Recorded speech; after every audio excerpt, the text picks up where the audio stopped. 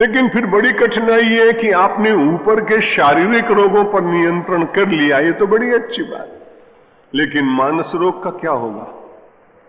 ये साधना शिविर तो मानस रोग के लिए किया जाता है, शारीरिक रोगों के निवारण के लिए चिकित्सालय।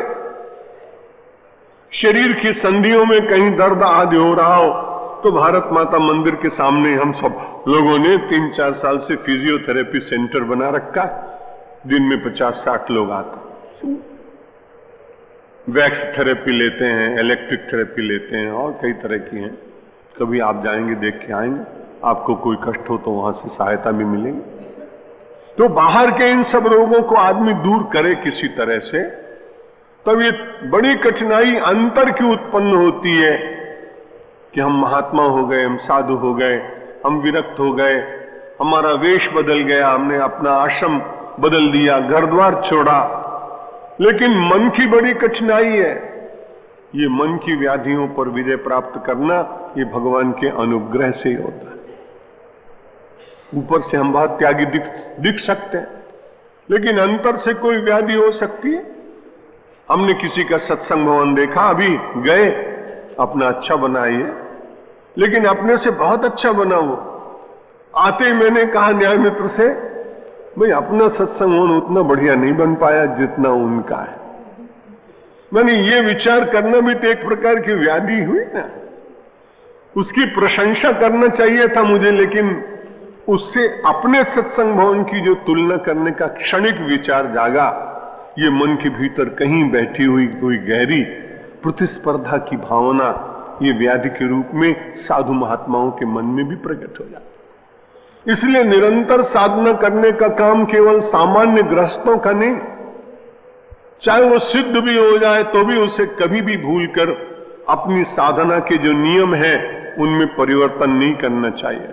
रामकृष्ण परमहंस इसके प्रत्यक्ष उदाहरण। एक दिन स्वामी विवेकानंद जी ने पूछा था कि आप तो काली का दर्शन बहुत पहले कर चुके, अब रोज सवेरे शाम बैठ करके आंखें बंद करके ध्यान करते हैं, आप किसका ध्यान करते हैं? और आपको ये नियमित रूप से बैठने की क्या आवश्यकता, आप तो परमहंस हैं। विवेकानंद के साथ में कुछ और नए दीक्षित सन्यासी थे। स्वामी विवेकानंद ने शायद उन्हीं लोगों को उपदेश दिलाने के लिए प्रश्न किया होगा। ठाकुर ने कहा तो एक काम करो, तुम्हारी तरह पढ़ाई लिखाई तो मैंने की नहीं, इसलिए तुम्हारा कोई शास्त्र से उत्तर में दूं तो मुझे तो लगता नहीं। तो मेरे पास ये लोटा रखा है ना जिसमें मेरा जल है पूजा का, इसी प्रकार का एक लोटा कोठार में से ले आओ। रानी रासमणी ने बहुत लोटे ब्राह्मणों को बांटे थे जब इसका उद्घाटन हुआ, लेकिन 100-200 बच गए हैं, उनमें से एक लोटा ले आओ। जिसने प्रश्न किया था स्वामी जी के सामने विवेकानंद जी ने किया था, उनके सन्यासियों ने किया था। वो बड़े विस्मय में पड़ गए कि हमारे प्रश्न का लोटे से क्या संबंध, लेकिन वो दौड़कर आज्ञा मानकर गया और कोठार में से लोटा ले आया। रामकृष्ण परमहंस ने पूछा, इस लोटे की धातु क्या है? बोले पीतल। मेरे लोटे की धातु क्या है? पीतल। कौन से वर्ष में बना है? नीचे देखो इसमें सन लिखा हुआ है। बोले वही है। कौन सी फैक्ट्री से बना है? बोले वही नाम लिखा हुआ है।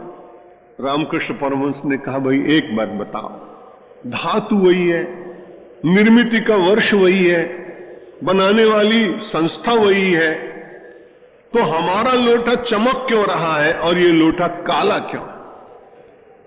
तो उन्होंने कहा, महाराज आप तो अपने लोटे को रोज रोज मांजते हैं ना, इसलिए चमक बनी हुई है।